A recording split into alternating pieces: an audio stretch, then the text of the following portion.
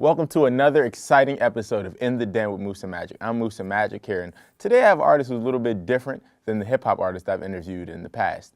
He's an artist self-described as one of many different mediums. Stay tuned. I bet y'all wondering what I'm watching. MusaMajic TV. What's going down? It's your partner, Big Boy. You're now watching MusaMajic TV. One time for MusaMajic TV. MusaMajic TV. You're checking out MusaMajic TV. And put it up just like that. Don't change nothing. That's how they say it, right? I have somebody here who is a self-defined artist within many different mediums. How did you define it? Define it for me one more time. An artist of many mediums. An artist of many mediums. Everybody, please say hello to my guest, Mr. Saadiq Tafari. How you doing, Saadiq? I'm all right, and yourself? I'm well, man. I'm good. Welcome to the show. It's nice to have you here. So tell me a little bit about yourself, man. I'm Saadiq Tafari. That's my artist name. It's first, middle name. 19 years old. Grew up in PG. Okay. And moved to Baltimore. All right. So when did you get started in basically painting or being a graphic artist? Well, painting, 11th grade, I had a great sculpture teacher named Mr. King. Okay. And he really told me I had a talent that I really probably hadn't noticed. And so I pushed for it because I had quit sports. And yeah, after college, I kept going with it. It came from a hobby to something that I really did full time. Okay. You remember what that first painting was that you did? Yeah, it actually was an owl. I did an owl head that I sent over to Africa to my grandmother. Oh, wow. And I used the design also on this new parka that I just designed. So. Okay, Africa. What part of Africa? Where's your grandmother from? Namibia. That's Southwest Africa. Okay. So. I'm a little familiar with that. So your family, all your family's from Namibia? My mother's side of the family is from Namibia, yeah. I'll actually be visiting in December too, so Africa's looking forward to it, yeah. Okay, so I noticed you have a very, very unique style in your paintings, from the color patterns to what the actual characters, the people in your art look like. Where'd you get that from? Or what do you use to inspire you?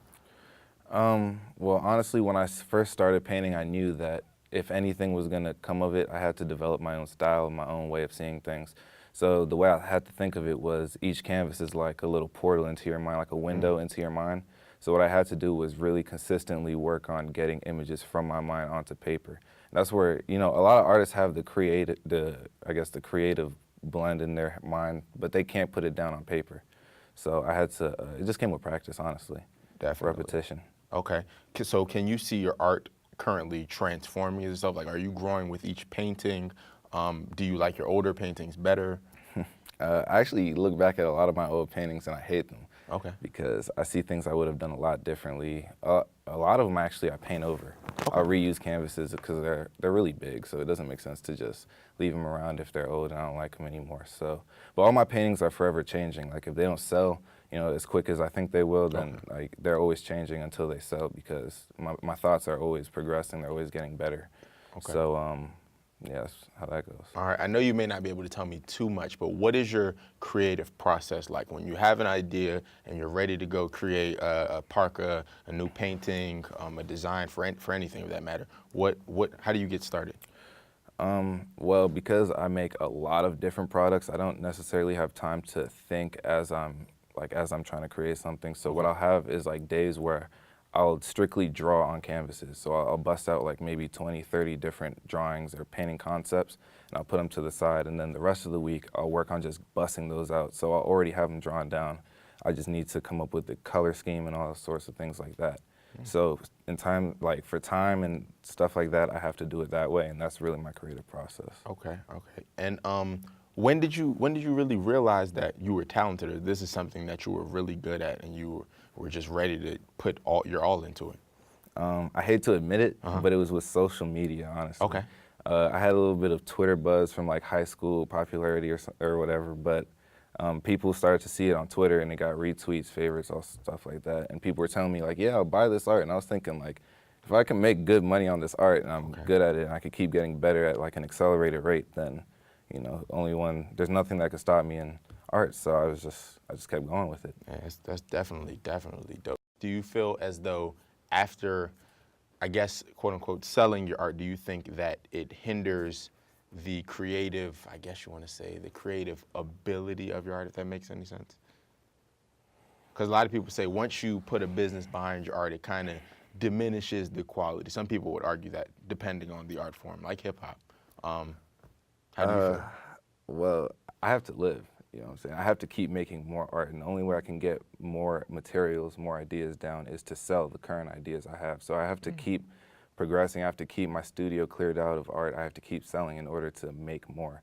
So the way I see it is like, I have to get the money. There's no way around it, you know what I'm saying? It's just the way the world is set up. You could call it selling out, but honestly, like, I mean, I wouldn't say you sold out. Yeah.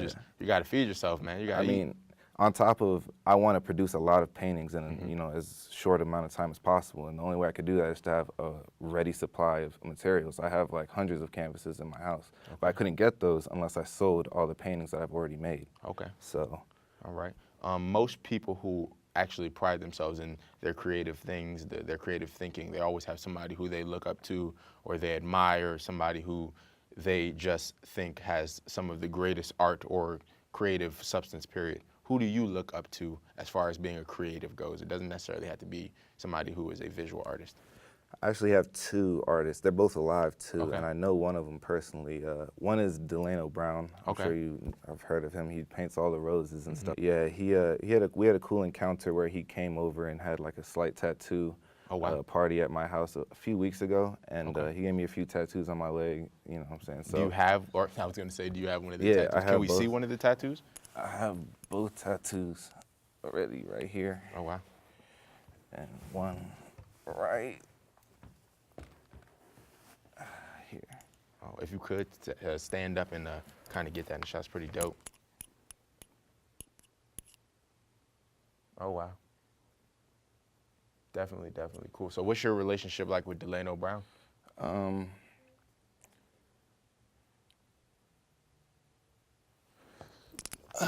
Delano came over and, you know, first thing when he walked in, he saw my paintings on the wall, realized, you know, he's an artist, you know, I'm gonna mess with him. And I told him, well, as far as what I'm trying to do, have my own art gallery, work as a tattoo artist and stuff like that. And he was coming over to tattoo at my house, so he was like, why not teach him to tattoo? Oh. So the guy teaches me to tattoo, and, you know, he gives me just like slight pointers. He doesn't really like necessarily give me the whole, what you could teach me with months of experience, but he like basically gives me like a good start, shows me everything he's doing on everybody. When he's tattooing me, he's giving me really good tips and pointers, and yeah, he was giving me like really good motivation to keep going, because he's done a lot, and I mean, there's a lot of rumors against him and stuff like that, but Yeah, you know what I'm saying, he's a real humble guy in person. A lot of people say he's not the most friendliest guy, but I wouldn't really get that from him. I mean, like the way it is most creatives, they have just a thing about them. They like to be alone. They like to do their thing. Like every creative has like a slight mental thing. Like they get uneasy about certain things. So it's just, you got to know how to approach them. You got to know like where the line is drawn. You know what I'm saying, for him being a human. But and there's Paper Frank, of course, as the other artist. Okay. Great artist. Great. So you would consider Delano and Paper Frank kind of like your mentors in a sense? More so just like they're at a level that I think I should be at, you know what I'm saying, in a couple years' time. I see like what Paper Frank is doing. He's like he's just a person, but he's a full brand. Like his work is like you could literally sell, if I got a Paper Frank painting, I could sell it to someone else who knows who Paper Frank is for more than I bought it for, because his paintings just when you collect them, they acquire more worth, because he keeps getting better. Everything becomes more rare. Like Paper Frank is where it's at in terms of like artists, especially black artists. He's really doing it. He's really making that art money. And it's really inspiring, especially to a lot of black artists. Okay, oh, that's definitely dope. I have a good friend who I know that you know. He owns a new store that he just opened. You guys should definitely check that out. And you have a lot of your paintings in his store. Can you talk about your relationship with the Pipe Dream store? Yeah, the Pipe Dreams owner at AC, he's a really good friend of mine. I met him freshman year of college. Yeah, I was at Towson. Okay. And he's just a really great guy. We just hung out a few times, had a few business transactions, and he just stumbled across my sketchbook, told me I had great talent, told me he had a clothing line that he was trying to start up. He had, you know what I'm saying, the resources to get things done, and told me he wanted me to design a few things. So we collaborated on a couple like hats, shirts, jackets, and then when he created the store, he told me, I want you to put all your art up in here. And since then, we've been reaching out to other artists around the Baltimore area and trying to get them to put a few pieces in there so they can sell it and get their, you know what I'm saying, get all their money. So Pipe Dream Store is a really great place. We have a lot of great art, a lot of great clothes. We have collectible toys, Definitely. all that sorts of stuff. Okay, so now that Pipe Dreams is up and coming, and I would say that you're up and coming as well, and very established at the same time, how do you think Pipe Dreams has contributed to your brand, and how have you contributed to the Pipe Dreams brand? Well, Pipe Dreams is a huge contribution to me in Baltimore, period. Me going to Pipe Dreams, next door to them is a tattoo shop where I actually scored an apprenticeship. So I'm wearing the tattoo right next door to the store where, Very convenient. you know, it's very, like, that door was great. You know what I'm saying? That was a great open door from being with Pipe Dreams. And also, it gives me a platform because it's right next to MICA, Maryland Institution College of Art.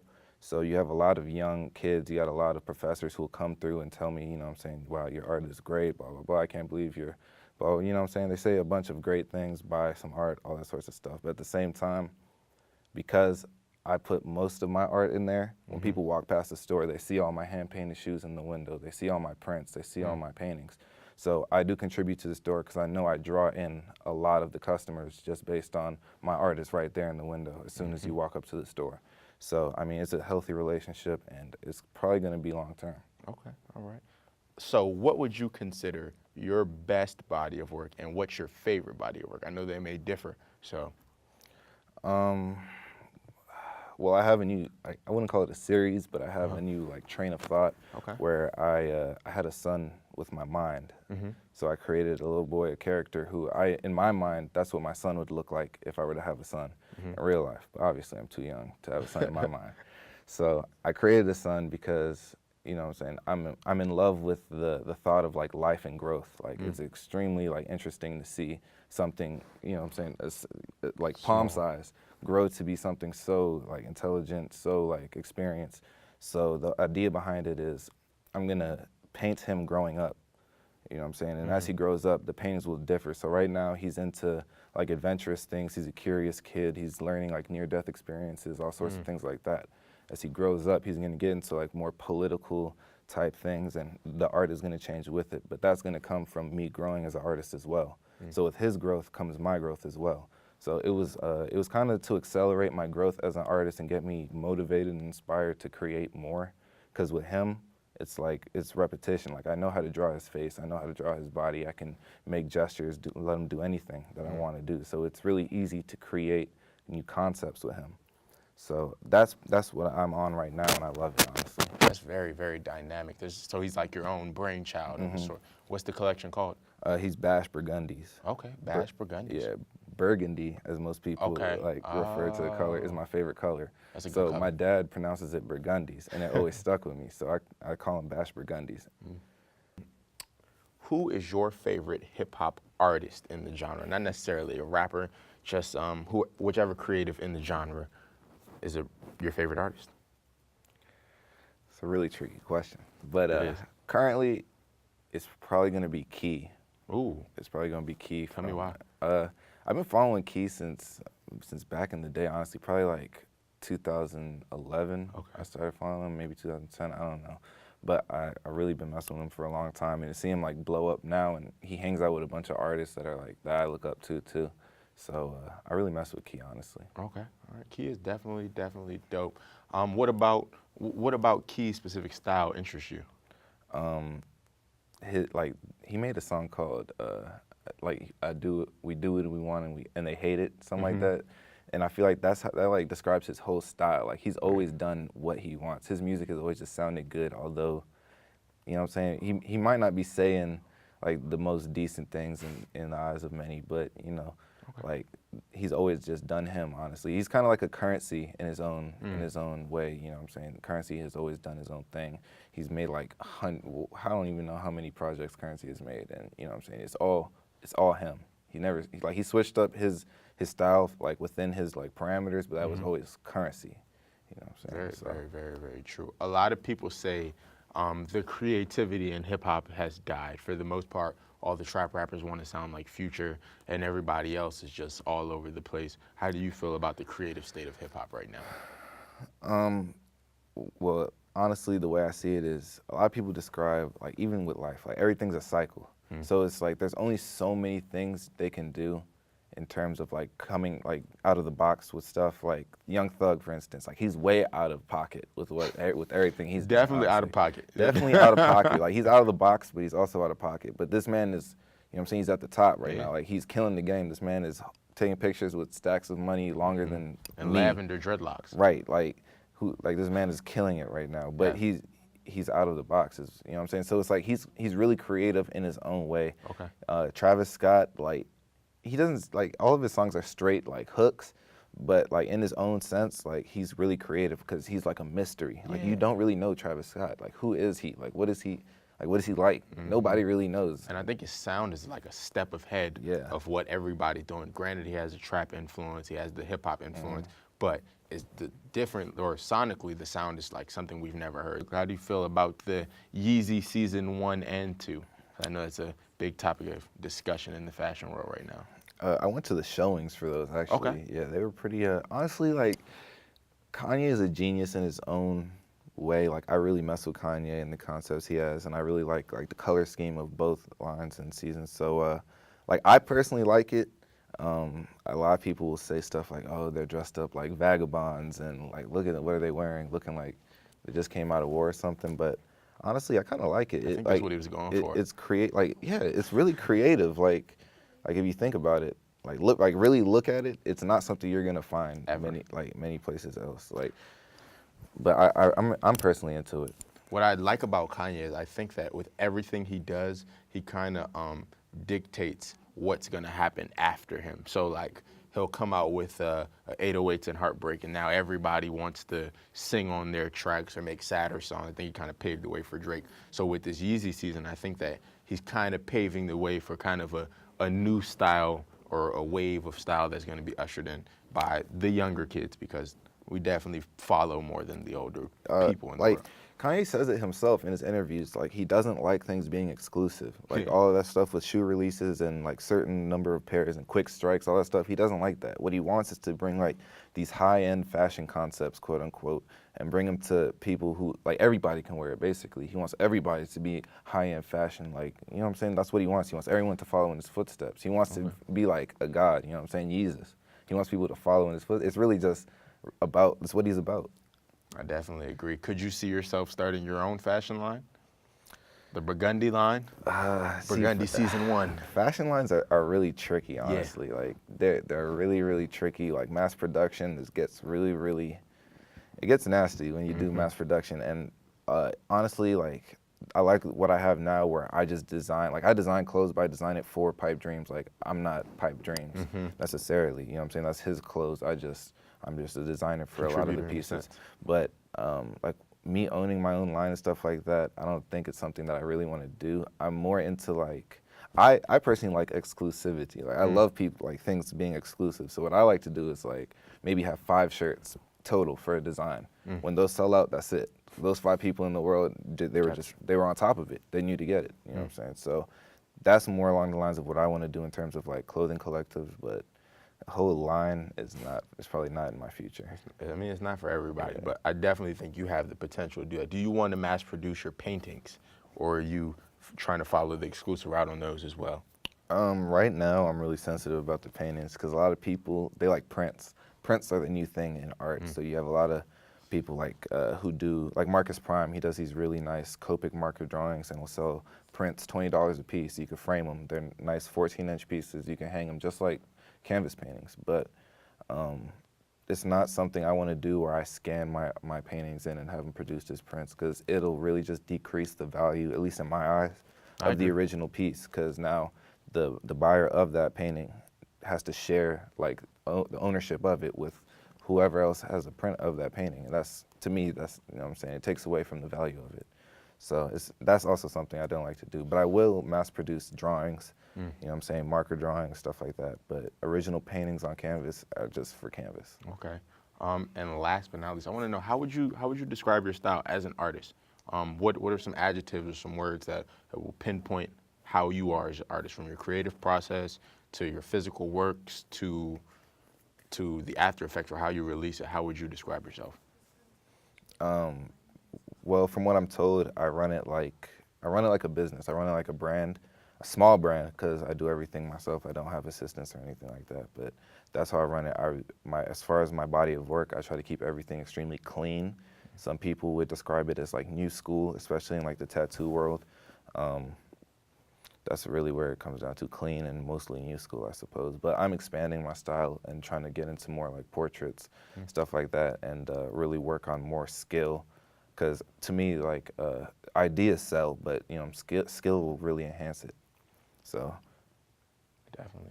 Thank you for being on In the Den with MusaMajic, Saadiq. This was great. You've been here in the Den with MusaMajic on MusaMajic TV. Thank my guest, Mr. Saadiq Tafari. We're here. We're out. MusaMajic TV. Bow.